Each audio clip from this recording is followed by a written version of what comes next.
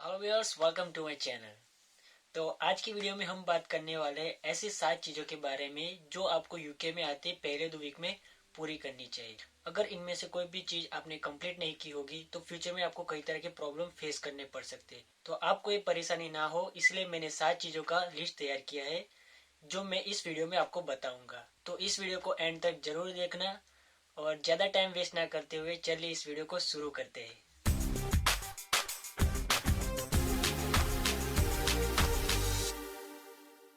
तो सबसे पहले बात करते हैं सबसे इम्पोर्टेंट और पहले टास्क के बारे में। तो सबसे पहला टास्क है collect your BRP card.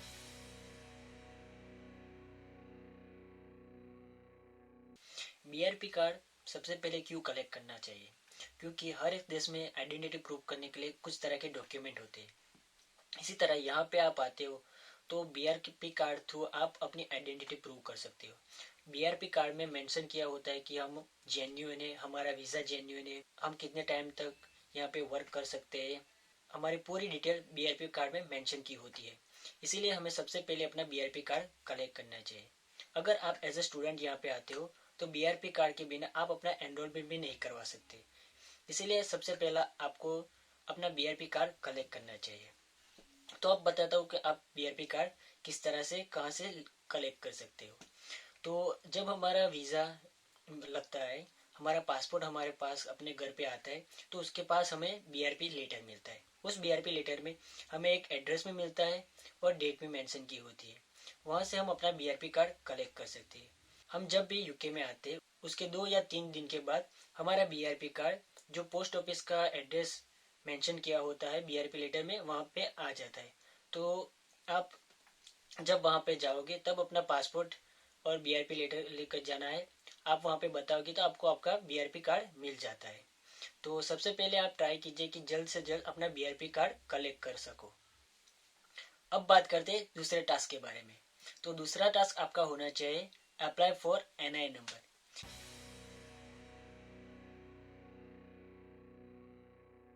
NI number means national insurance number. National insurance number के बिना आप यहाँ पे जॉब नहीं कर सकते।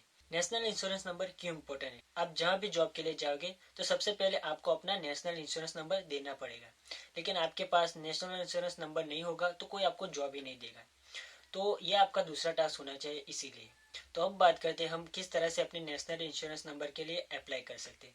तो नेशनल इंश्योरेंस नंबर के लिए अप्लाई करने के लिए आपको एक फ़ोन कॉल करना पड़ेगा। आपको अपना पासपोर्ट अपने साथ रखना है। वो आपको आपकी कुछ डिटेल पूछेंगे, वो आपको बताने। उसके बाद आपका वो नेशनल इंश्योरेंस नंबर के लिए एप्लीकेशन बाय थ्रू फ़ोन हो जाएगी। फ़ोन कॉल हो जाने के बाद 2 या 3 दिन के बाद आपके घर पे एक फॉर्म आएगा। वो फॉर्म आपको फिल करके उनको वापस पोस्ट करना रहेगा। पोस्ट हो जाने के बाद नेशनल इंश्योरेंस नंबर के लिए उन्होंने 8 वीक का टाइम देते हैं। वो कहते हैं कि 8 वीक के अंदर आपका नेशनल इंश्योरेंस नंबर जनरेट हो जाएगा।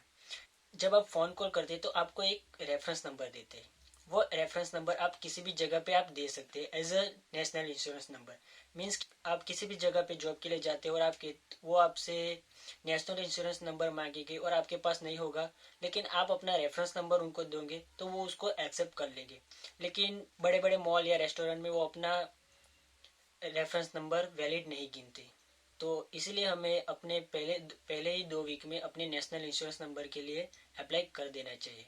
नेशनल इंश्योरेंस नंबर किस तरह से अप्लाई करना है और किस फ़ोन नंबर पे अप्लाई करना है उसका मैंने नंबर नीचे डिस्क्रिप्शन में डाल दूंगा। आप वहाँ से देख लेना और अगर उससे आपकी हेल्प होगी तो मुझे बहुत खुशी होगी। तो अब बात करते हैं तीसरे टास्क के बारे में। तो तीसरा टास्क आपका होना चाहिए जीपी रजिस्ट्रेशन।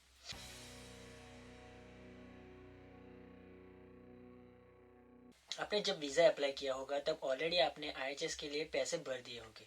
तो जीपी रजिस्ट्रेशन क्यों करवाना चाहिए?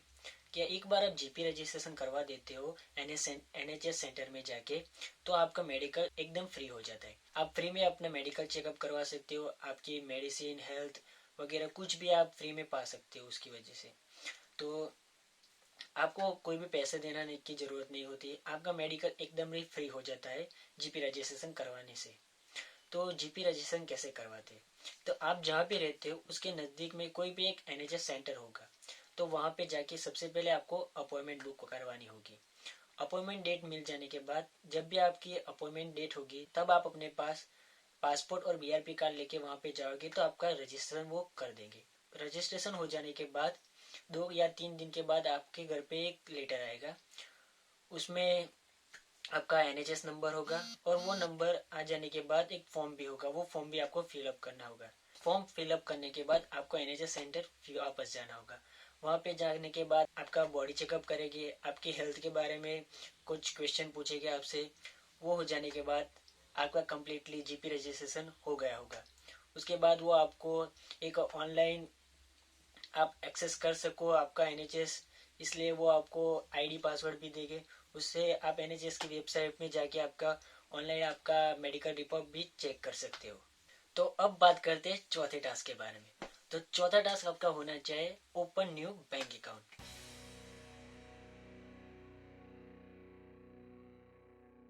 यहाँ पे बहुत सारे बैंक है, जैसे कि बार्कलेस, एचएसबीसी, ऐसे बहुत सारी बैंक है। आप किसी भी बैंक में आप अपॉइंटमेंट लेके अपना बैंक अकाउंट ओपन करवा सकते हैं। अब बात करते हैं क्यों पहले 2 वीक में आपको बैंक अकाउंट ओपन करवाना चाहिए। क्योंकि आप जहाँ भी जॉब के लिए जाओगे तो आपकी सैलरी आपके बैंक अकाउंट में ही होती है, इसलिए आपको बैंक अकाउंट वो सबसे पहले वहाँ पे जाओगे तो सबसे पहले बैंक अकाउंट मांगे। दूसरी बात, जब अपना एनरोलमेंट करवाओगे आप यूनिवर्सिटी में, अगर आप अपनी फीस का इंस्टॉलमेंट करवाओगे तब भी आपको अपना बैंक अकाउंट आपको यहाँ की बैंक का अकाउंट नंबर आपको देना पड़ेगा। तो इसीलिए बैंक अकाउंट बहुत ही इम्पोर्टेंट है।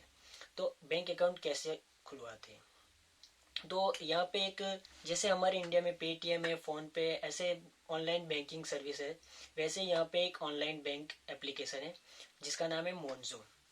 मोन्जो एप्लीकेशन में आप ऑनलाइन इजीली अपना बैंक अकाउंट ओपन करवा सकते हो। अगर आपको एक सेपरेट वीडियो चाहिए कि मोन्जो में कैसे बैंक अकाउंट ओपन करवाना है तो आप नीचे कमेंट कर देना, मैं एक आपके लिए स्पेशल वीडियो उसका सेपरेट बना दूंगा। और अगर यहाँ पे कोई भी लोकल बैंक में आप अकाउंट ओपन करवाने जाओगे तो सबसे पहले आपको अपने बैंक अकाउंट के लिए अपॉइंटमेंट बुक करवानी होगी। उसके बाद यूनिवर्सिटी में से आपको एड्रेस प्रूफ लेटर लेना होगा, आपका पासपोर्ट और बीआरपी वो सब कुछ यहाँ पे वो मांगेगी। उसके बाद ही आपका बैंक अकाउंट यहाँ पे ओपन हो सकता है। तो अपॉइंटमेंट हो जाने के बाद ये सब लेटर, एड्रेस प्रूफ और पासपोर्ट और ये सब लेके आप जाओगे तो आपका वो इजीली बैंक अकाउंट ओपन कर देंगे। तो अब बात करते हैं 5वें टास्क के बारे में। 5वां टास्क आपका होना चाहिए डीबीएस सर्टिफिकेट के लिए एप्लीकेशन करना।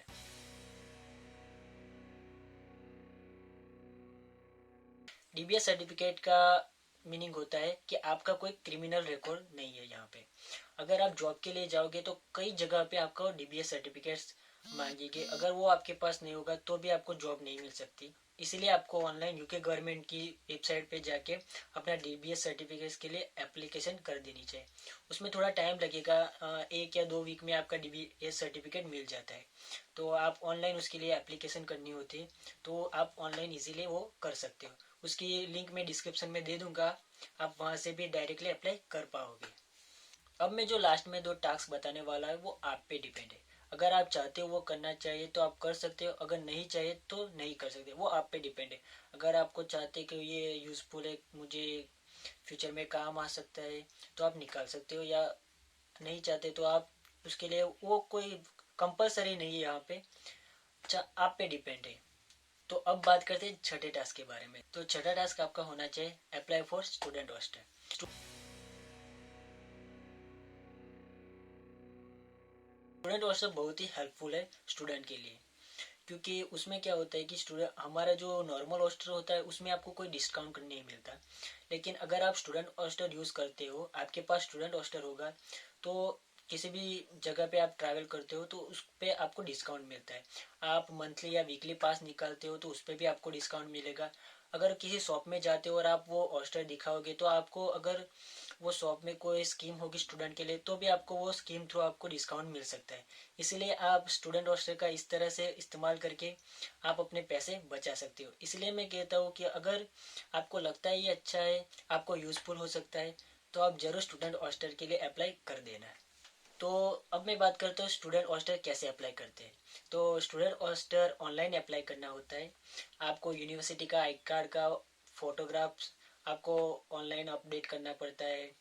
यूनिवर्सिटी के बारे में आपको बताना पड़ता है, आपकी यूनिवर्सिटी की इन्फॉर्मेशन वो मांगते हैं, एक फॉर्म फिलअप करना पड़ता है यूनिवर्सिटी का।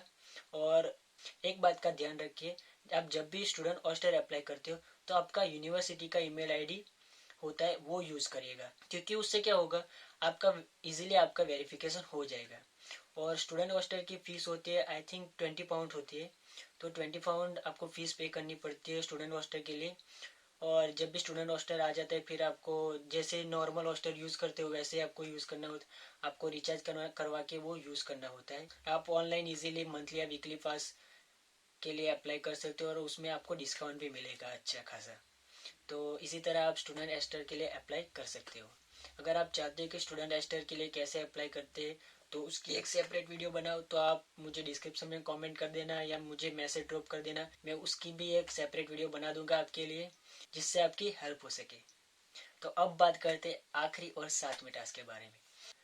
7वां टास्क इसीलिए इम्पोर्टेंट है, अगर आप चाहते हो कि आपको एक यूके या यहाँ की गवर्नमेंट का कोई भी कार्ड हो आपके पास, तो आप इसके लिए अप्लाई कर सकते हो। तो 7वां टास्क ये है कि अप्लाई फॉर प्रोविजनल लाइसेंस।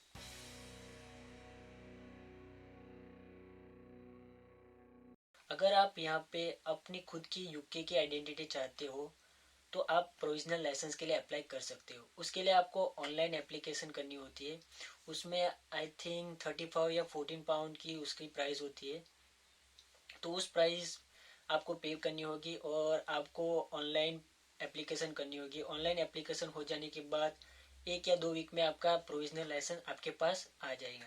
अगर आप चाहते हो कि प्रोविजनल कैसे ऑनलाइन अप्लाई करें उसके लिए मैं एक सेपरेट वीडियो बनाऊँ, तो आप नीचे डिस्क्रिप्शन में कमेंट कर देना, मैं उसके लिए भी एक सेपरेट वीडियो बना दूंगा आपके लिए। तो यही 7 बातें जो आपको यहाँ पे आते 1-2 वीक में कंप्लीट कर देनी चाहिए, जिससे आपको बहुत ही हेल्प हो सके और कोई भी प्रॉब्लम फेस ना करनी पड़े। तो इस वीडियो में इतना ही। Thank you for watching and मिलते हैं नेक्स्ट वीडियो में। See you.